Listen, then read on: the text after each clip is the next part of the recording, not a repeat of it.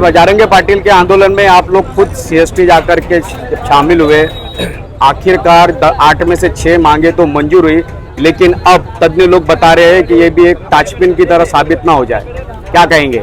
वहीं पर बजरंग पाटिल ने कहा कि अगर इस बार धोखा हुआ तो मंत्रियों के घर और आमदारों के घर में घुसा जाएगा।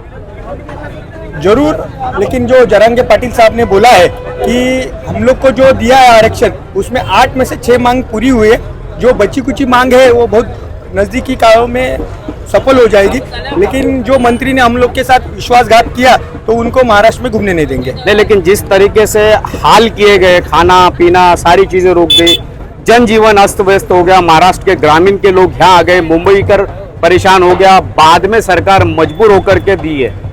पहले और दूसरे दिन ये हालात हो गए थे, सरकार ने वहाँ के कैंटीन है, रोड फूड है, वहाँ पे होटल है, वो सब बंद किए थे।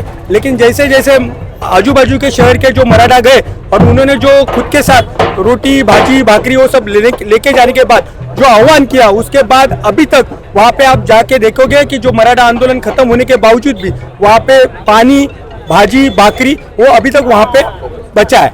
जीआर का अमल होगा लगता है आपको? जीआर जो कल दिया है उसके ऊपर 1 घंटा चर्चा हुई है, या वहाँ पे बजरंग पाटिल साहब की टीम थी, उन्होंने सब बात देखी है। उसमें कुछ ऊंच नीच भी होता है तो पाटिल साहब ने उनको बोला है कि उनसे शब्द लिया है, अगर उसमें ऊंच नीच होता है तो उसमें एडिट करके जो जीआर है वो वापस देंगे, और इसके बाद अमल बजावनी नहीं होती है तो बजरंग पाटिल का साहब ने जो शब्द दिया है वो हमारे लिए बहुत कुछ है। क्या कहेंगे, आरक्षण का स्वागत करेंगे या इसमें भी शंकाएं कुशंकाएं नजर आ रही है?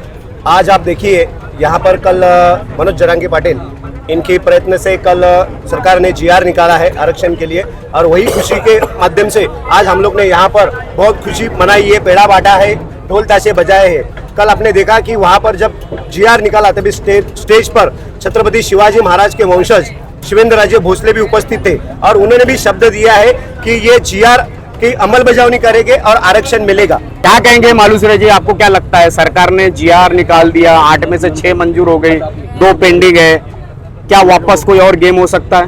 देखो, पहली बात तो जैसा इससे पहले जब मुख्यमंत्री एकनाथ जी शिंदे थे उस टाइम पर उन्होंने जीआर निकाला था।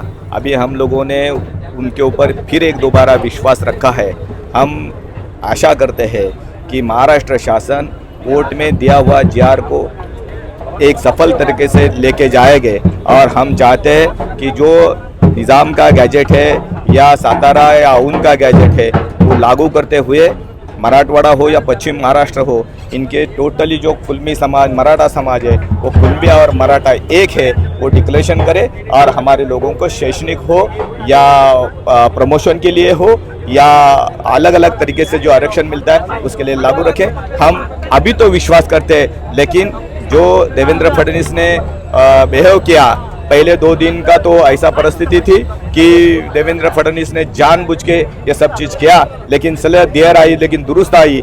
5 दिन के बाद में आदरणीय बजरंग पाटिल जी के किए हुए मांग को पूरा किया, इसलिए हम सरकार का भी धन्यवाद करते। और विशेष करके हम किसी ने पूछा कि मराठा आरक्षण किसने दिया, तो हम बोलेंगे मराठा आरक्षण बजरंग पाटिल ने दिया, इतना बोल के मैं मनोज दादा बजरंग ने एक्चुअली अपील की थी, जब तक आरक्षण नहीं देंगे तब तक हटेंगे नहीं। वो कितने भी 1 दिन का 2 दिन का कितना भी देने दो, हम लोगों का मराठा का और मनोज दादा का हौसला देख के गवर्नमेंट को उनके आगे झुकना पड़ा, और एक्चुअली उनको ये जीआर निकालना पड़ा।